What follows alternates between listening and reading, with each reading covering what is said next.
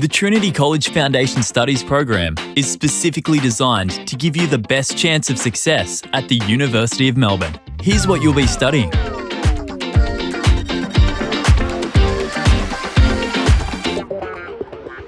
Across your core subjects and 3 elective subjects, you'll be encouraged to ask lots of questions, speak in front of others, work in groups, and develop the skills you need to succeed at university. You'll come to love these subjects, and they are so valuable in helping you build critical thinking skills and confidence that you can use, not only in your studies at the University of Melbourne, but for the rest of your life. You have core subjects that everyone takes, and then you have elective subjects that you can choose depending on what it is you're interested in. Elective subjects, obviously, I picked the ones I was interested in, so I really enjoyed those ones.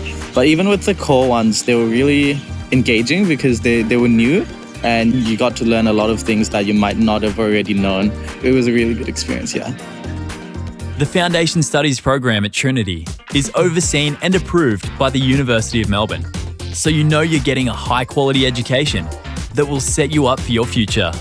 So join Trinity College today, your pathway to the University of Melbourne.